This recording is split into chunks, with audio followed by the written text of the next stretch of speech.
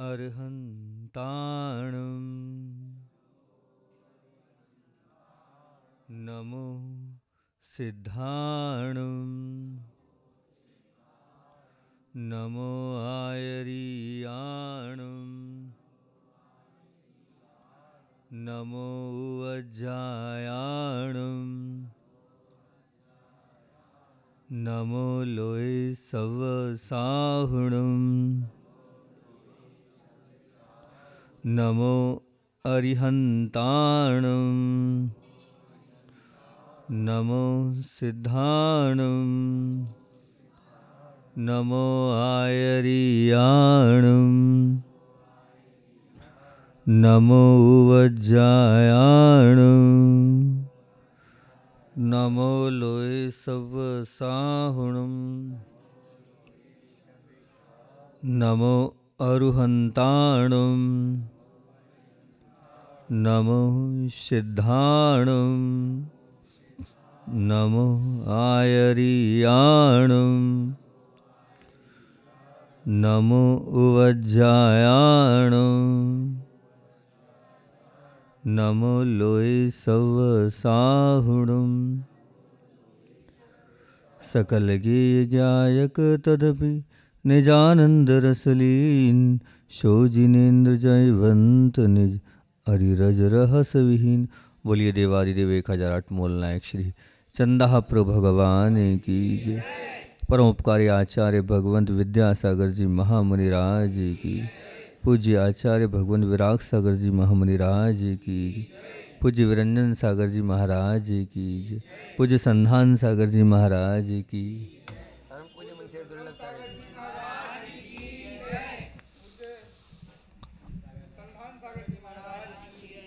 आत्म के हित विषय कषाय पर काफ़ी लंबे अरसे से चर्चा चल रही है और उसमें मान का विषय चल रहा है। सबसे पहले तो हटा के विषय में हम चर्चा कर लें।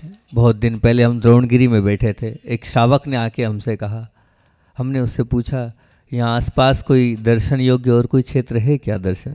तो उन्होंने जैसे ही हटा जी का नाम बताया तो हमने कहा हटा तो छोड़ आए हम। बोले वो नहीं, दूसरा हटा है, बड़े बाबा जैसे हैं वैसे ही एक छोटे रूप में चंदाप्रभु भगवान हैं।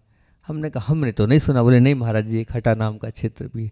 तब से एक भाव थे हटा आने के और हमने महाराज से कहा, हमने कहा हटा चलना है, ऐसा ऐसा सुना है। तो विश्वास नहीं हुआ तो हमने ब्रह्मचारियों की टीम भेज दी कि जाओ देख क्या हो हटा क्षेत्र है भी कि नहीं, ना सुना तो है नहीं हमने।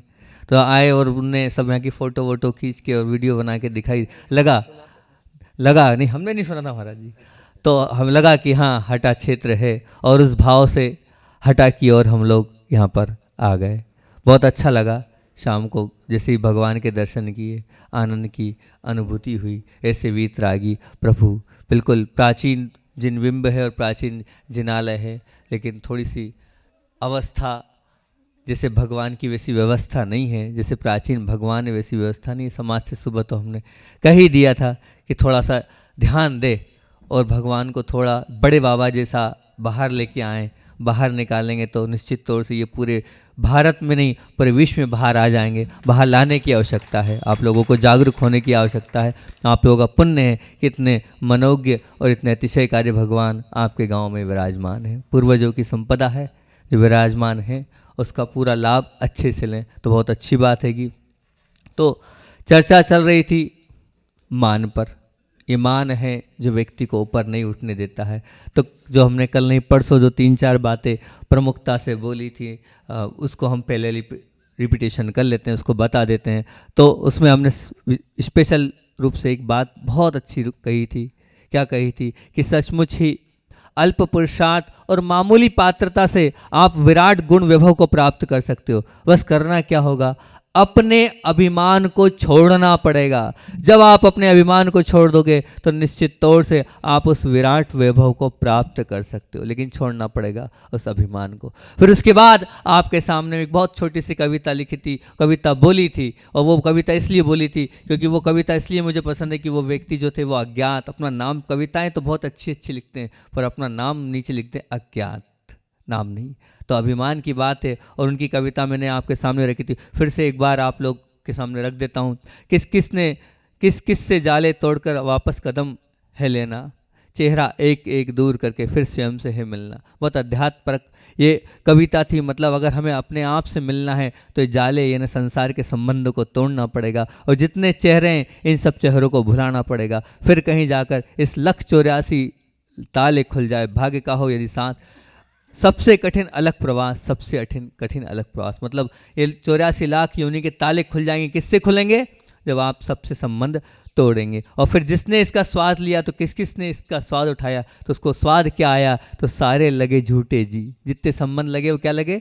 झूठे जी। रंग बिरंगे छोटे बड़े, बाहर सारे बुलबुले जी। जितने भी ये सब संबंध रंग बिरंगे और कैसे हैं, तो पानी के बुलबुले जी। और फिर उसके बाद बोला था कि गेहूं के नाम पर आज तक बस कंकर चुनने का प्रयास किया, सबसे कठिन अलग प्रयास। मतलब जो हम कर रहे हैं, भगवान की भक्ति कर रहे हैं, उसमें अगर श्रद्धा नहीं है, या बैठे हैं और अगर गुरु के प्रति श्रद्धा नहीं है, तो अभी सिर्फ हम गेहूँ चुनने की बात कर रहे हैं, लेकिन चुन क्या रहे हैं? कंकर चुन रहे हैं। हम गेहूं चुने, इस भाव के साथ ही कविता बोली थी। और फिर उसके बाद बोला था कि अब भाग रहे हैं, किसके पीछे भाग रहे हैं? पदार्थ के लिए, पद के लिए, प्रतिष्ठा के लिए, जगत के जीव सब भाग रहे हैं। लेकिन इसके पीछे अगर हम छोड़ देंगे पद, प्रतिष्ठा और पदार्थ को हमने पीछे छोड़ दिया, तो निश्चित तौर से हम आग्रह, आसक्ति और अहंकार को छोड़कर ऊपर उठ सकते हैं। ये कल की अपनी बात थी। और एक छोटा सा कथानक हमने आप लोगों के सामने रखा था। क्या था? एक वृद्ध जो गुरु थे वो जा रहे थे, और जाते जाते अंत समय में सब शिष्यों से बोले मैं जा रहा हूँ, कुछ सीख दे जाओ। तो सीख में उन्होंने बोला था, बताओ मेरे मुंह में क्या दिख रहा है? दांत की जीभ। तो बोले जीभ दिख रही है। तो ध्यान रखना, जीभ दिख रही है, दांत बाद में आए थे, पहले चले गए। क्यों चले गए? क्योंकि उनके अंदर क्रूरता थी, उनके अंदर कठोरता थी। अगर तुम आखिरी तक टिकना चाहते हो तो जीभ के जैसे लचीले बन जाओ, अपना मान समाप्त कर दो, तो तुम आगे बढ़ जाओगे। यहाँ तक अपनी कल तक की बात थी। फिर आगे इसी विषय को अपन आगे बढ़ाते हैं। ये आप लोगों के बीच की ही बात है। अगर मान लीजिए आप लोगों के घर में फर्नीचर नहीं हो, तब भी वो व्यक्तित्व, वो इंसान बिना आकुलता और व्याकुलता के रह सकता है। जरूरी नहीं है। बहुत से लोग हैं जिनके फर्नीचर नहीं है, जिनका सोफ़ा सेट नहीं है, जिनके अन्य अन्य चीज़ें नहीं है, बहुत सारी चीज़ें नहीं है उनके यहाँ, फिर भी वो रह रहे हैं। रहते हैं कि नहीं? बताओ। रह रहे हैं, वे जीवन जी रहे हैं। मान लीजिए शरीर पर अप टू डेट कपड़े नहीं हैं, वस्त्र नहीं है अच्छे महंगे वाले, तब भी वो रह रहे हैं, हंसते हंसते अपना जीवन गुजार रहे हैं। जरूरी थोड़ी कि भैया बहुत महंगे कपड़े चाहिए, ब्रांडेड कंपनी का रेमंड्स का ही पेंट चाहिए और इसका चाहिए, ऐसा तो कुछ नहीं है। जैसा है मिल गया है उसको रहकर और अपना जीवन गुजार रहे हैं। मान लीजिए तो अभी गर्मी पड़ने ही वाली है, तीव्र गर्मी है। अब उस गर्मी में ना तो कूलर है, ना एसी है और ना पंखा है। फिर भी देखो बहुत से लोग हैं जिनके पंखा भी नहीं है, फिर भी वो बिना पंखे के, बिना कूलर के, बिना एसी के रह रहे हैं, रहते हैं और रह भी रहे हैं। लेकिन बड़ी एक विडम्बना है। वो विडम्बना क्या है इनके? मतलब आप फर्नीचर के बिना रह सकते हो, आप वो ब्रांडेड कंपनी के कपड़े के बिना रह सकते हो, आप उस फ्रीज, उस एसी के बिना रह सकते हो, परंतु क्या? परंतु इंसान एक ऐसा है, उसके अंदर एक ऐसी चीज़ है कि अगर वो कहीं गया है और अगर उसकी पूछ परख ना हो, उसकी उपस्थिति ना हो, उसकी गिनती ना हो, उसकी कद्र ना हो, तो वो रह सकता है क्या? बिल्कुल नहीं रह सकता। अरे उतनी गर्मी सहन कर सकता है वो, परंतु वो अगर आप सबके बीच में गए हो तो वहाँ अगर आपकी पूछ परख नहीं हुई, आपको सम्मान नहीं मिला, आपको नहीं कहा गया, आपकी कदर नहीं हुई, तो आप त्रस्त हो जाओगे और त्रस्त होने के साथ साथ परेशान हो जाओगे। इंसान की सबसे बड़ी कमज़ोर कड़ी ये है, सबसे बड़ा दोष यही है। वो कैंसर जैसी बीमारी का तो इलाज किया जा सकता है और बड़ी बड़ी बीमारी का इलाज किया जा सकता है, लेकिन ये कद्र और पूछ ये बहुत बड़ी बीमारी है। इसका इलाज करना बहुत कठिन खेल है। बिरले ही होते हैं जो सबके बीच में पूछ परख और कद्र इसको एक तरफ रखकर अपने आप का मान गलाकर और अपने आप को नीचे रखकर और अपनी उपस्थिति को भी ना मानते हुए वो ऊपर उठ जाते हो। बहुत बड़ी बात होती है, क्योंकि उपस्थिति की गिनती ना हो तो वह समझता मैं हुई नहीं, मेरी कोई कद्र ही नहीं है। तो वो क्या करता है? अब मान लीजिए ऐसा होता है तो वो दंभ का सहारा लेता है कि मेरी उपस्थिति, मेरा मान नहीं हो रहा है, तो मायाचारी का, मतलब एक मान साथ में फिर उसके साथ वो मान अपने साथ मायाचारी को शामिल कर रहा है। तो फिर अपने स्वरूप को बदलता है, टिपटाप रहता है, जो नहीं है वो अपने आप को दिखाता है। घर में भले ही कुछ भी हो लेकिन बाहर अप टू डेट रहेगा। ऐसा रहेगा, क्योंकि क्यों, कारण ये वो मायाचारी क्यों कर रहा है, सबके बीच में मेरी पूछ हो, सबके बीच में मुझे पूछा जाए, और अगर नहीं पूछा जा रहा है तो वो यही बात, स्पष्ट बात है कि वो अपने आप को इस प्रकार से प्रस्तुत करता है, इस प्रकार से, क्योंकि सम्मान की उसके अंदर भूख हैगी। वो सम्मान की भूख क्या होगा, वो झूठ की शरण में जाएगा। फिर मतलब एक मान है जो मायाचारी भी करा रहा है और फिर वो झूठ की शरण में भी जाएगा। गौरव प्राप्ति के लिए वो सबको परास्त करने को तैयार है, हर प्रकार के पाप को करने को तैयार है, हर प्रकार के दोषों को करने को तैयार है। कौन, किसके कारण, सिर्फ अपने अहंकार को तृप्त करने के लिए, अपनी कद्र को, अपने आप को ऊपर उठाने के लिए, अपने आप को सबके बीच में अच्छा बताने के लिए। ये है वास्तविक स्वरूप, और ये हो रहा है, हम सबके साथ हो रहा है। ऐसा कोई है नहीं है कि किसी के साथ नहीं हो, सबके साथ हो रहा है, और इसके अनेक पापों से हम घिर रहे हैं। एक बात ध्यान रखना बंधुओं, जो प्लास्टिक का फूल होता है, उस प्लास्टिक के फूल में आपने इत्र छिड़का, वो जो इत्र होता है, वो इत्र की क्या उम्र, वो इत्र कोई काम का नहीं है, उसकी कोई उम्र नहीं है, उसको आप पसंद नहीं करोगे। और जो वो पौधे वाला जो फूल होता है, उस पौधे के ऊपर जो फूल की सुगंध हो चाहे नहीं हो, लेकिन उसकी प्रशंसा अलग दिखती है। तो ध्यान रखना, जितना आप अपने आप की पूछ और कद्र के पीछे पड़े हो, वो कद्र और पूछ सिर्फ चंद लोगों के लिए और चंद लोगों के लिए लगी, लेकिन अगर वास्तविक सुगंध होगी तो बिना उसके अपने आप फैलते चली जाएगी। उसके लिए आपको बताना पड़ेगा नहीं, वो कहना नहीं पड़ेगा, अपने आप वो सुगंध वो अपने आप फैलती चली जाएगी। असली फूल बनोगे तो आपका जीवन ऊंचा उठता चले जाएगा, ऊंचा उठता चले जाएगा। एक छोटी सी अभिमान के ऊपर और एक बात बोलता हूँ कि बुढ़ापा, बहुत से बूढ़े लोग यहाँ बैठे हैं, बुढ़ापा सुंदरता को नष्ट करता है। बुढ़ापा किसको नष्ट करता है, बोले बुढ़ापा सुंदरता को नष्ट करता है। ध्यान रखना, आपकी सुंदरता भले अभी युवावस्था में, लेकिन समाप्त हो जाएगा, बुढ़ापा आती है आपकी सुंदरता।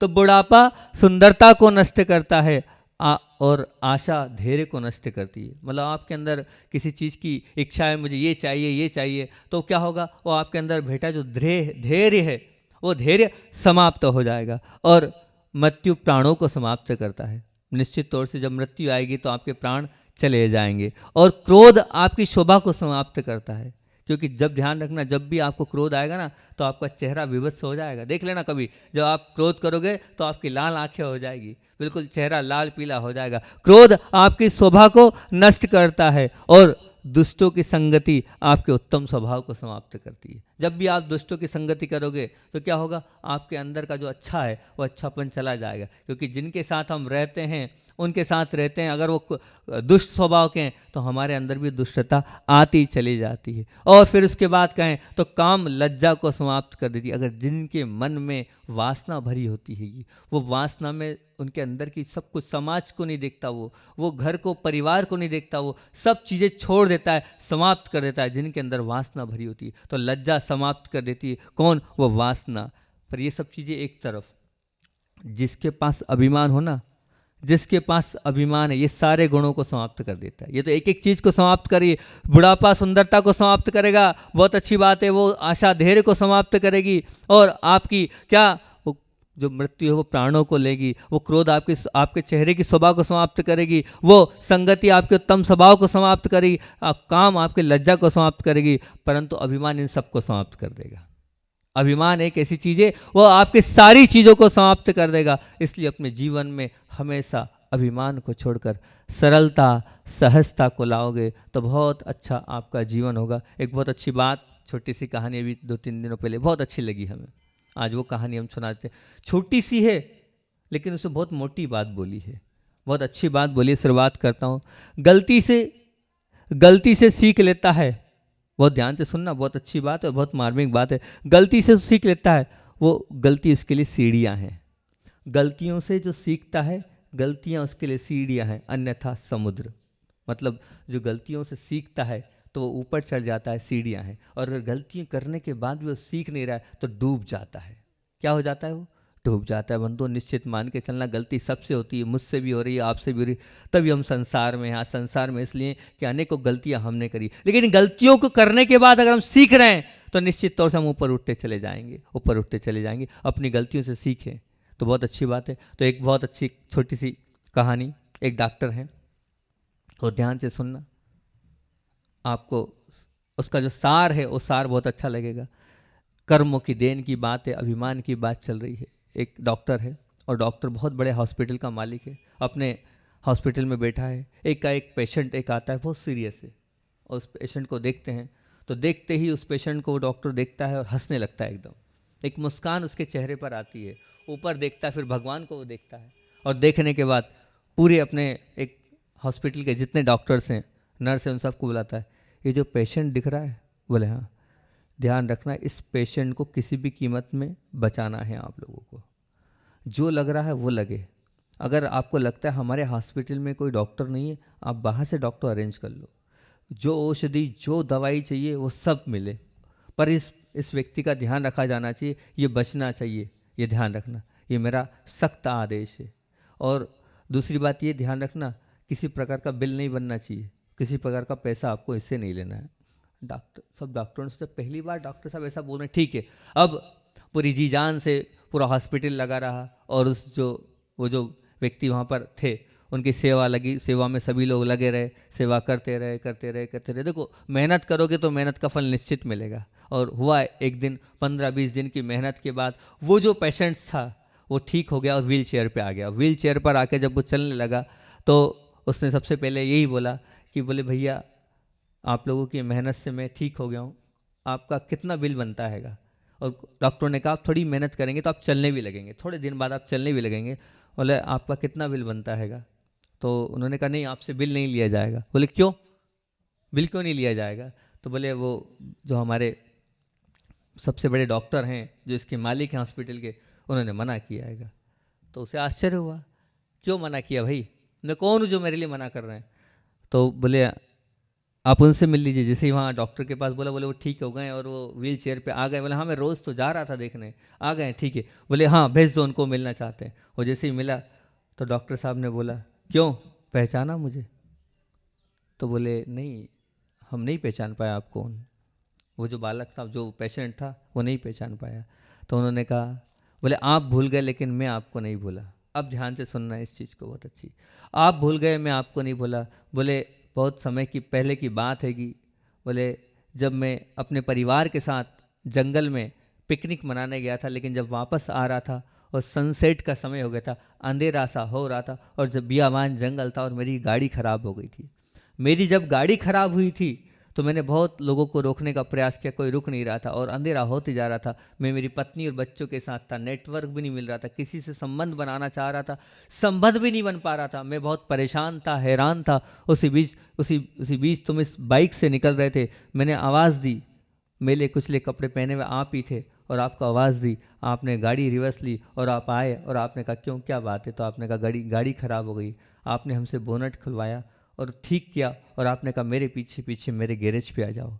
गैरेज पर आए, और गैरेज पर आने के बाद आपने ठीक कर दिया, पूरी गाड़ी ठीक हुई। जब मैंने पैसे देने की बात करी तो आपने मुझसे क्या कहा, आपने मुझसे ये कहा कि मैं मुसीबत में रहने वालों से, जो मुसीबत में होता है उससे कोई पैसा नहीं लेता हूँ, जो मुसीबत में फंसा होता है उससे पैसा नहीं लेता हूँ, इसका हिसाब ऊपर वाला रखता है, इसका हिसाब ऊपर वाला रखता है, क्षमा करना भाई साहब, अभी मैं जल्दी में हूँ, मुझे एक मित्र के यहाँ जाना था, पर आपके कारण मैं लेट हो रहा हूँ, मैं चलता हूँ। और आपने उसी वक्त वहाँ से चल दिए, कुछ सुना भी नहीं, मैंने भी कुछ बताया नहीं। आज मैं भगवान को देख के इसलिए प्रसन्न था कि वो हिसाब चुकाने के लिए, वो जो हिसाब था उस हिसाब को चुकाने के लिए शायद भगवान ने यहाँ तक आपके पास, मेरे पास भेजा आएगा, और वो आज हिसाब मैंने चुकता कर दिया। मतलब प्रभु के दरबार में टिट फॉर ट्रेड, जो बोया है मिलेगा। अगर आपने अच्छा किया है तो निश्चित तौर से आपको अच्छा मिलेगा, मिलेगा ही मिलेगा, क्योंकि अगर आपने दिया है तो आपको मिलेगा। वो